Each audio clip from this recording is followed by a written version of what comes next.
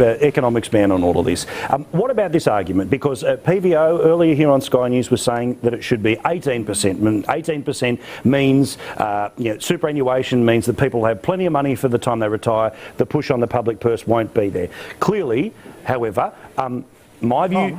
all right, good. Well, tell us, why is he wrong? Why is he wrong? Why is Labor wrong? That, look, the current system, fine as it is. Well, look, I mean, firstly, I just want to say it's massively fraudulent of the Labor Party to come out there and to suggest that this money does not come out of workers' wages. I mean, every economist knows that, the Labor Party knows that, everyone knows that. I mean, I would say that super is the greatest fraud I think really in Australian public policy history, because it tricks workers into thinking that the money is coming from their boss when it's actually coming out of their own pocket. That's the first point. I also want to mention that the Henry Review in 2009 strictly advised the Labor government not to increase the superannuation guarantee from 9 to 12 because it said that the cost of the tax concessions from doing that actually far outweigh the reduction in the age pension costs in the future. And so it is not good for the budget in the bottom line. It is 100% bad for the budget in the long term as well. But isn't the whole thing, though, that even if, I mean, I agree, it comes out of workers' wages, but I thought the whole purpose, and I think Keating is right in saying it's about forced savings. It's about saying we are going to guarantee that that 9% ends up in a fund, in a bank. Yeah. But I mean, it's, I mean, firstly, I would say, why can't the 25-year-old person that Bill Shorten mentioned have the choice to, basically to save or to spend the money now? I mean, he should be able to decide whether having income in his retirement is more important than having income now. I mean, he is best placed to make that decision, not the government.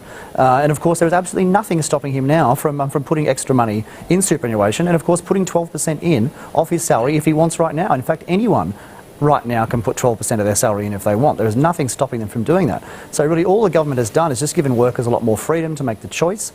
And I mean, it's one of the things Henry said was one of the reasons why it's so bad to lift the guarantee is because it's especially bad for low-income workers, because they are basically forced to part with 9% or 12% of their salary, goes into these accounts which they quite naturally pay absolutely no attention to, and they are fleeced relentlessly by the finance sector for for a good 40 years, and so they end up with some paltry little amount, $100,000, and they end up on the pension anyway. Well, they end up on the pension. It's funny you say that, because Kelvin, I've got to say, I think the one bit that is often missing from our superannuation conversation, and some of my mates in the big end of town get ready to kick the TV, is that unlike a bank, this is a sector that can, if there's a downturn, hand you back less than was actually forced by legislation to be put in there. Are you happy with the regulation that we have around the sector and the system to guarantee that for every dollar you were forced to put in there, you get every dollar of it back?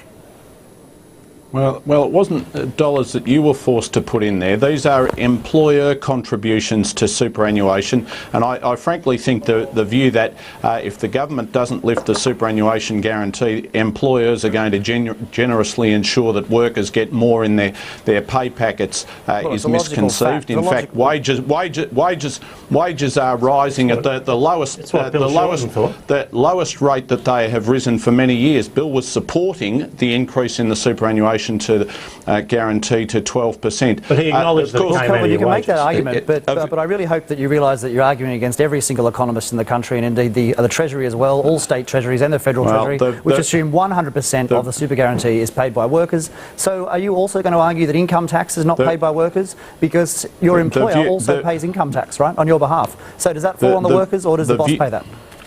Who pays income tax? The view that employers are going to magnanimously increase workers' pay packets as a consequence of this is fanciful, and the fact that workers now have the superannuation guarantee that they do is good for them and is good for the nation. So I strongly support the superannuation guarantee, and I think it should be lifted to 12%. All right.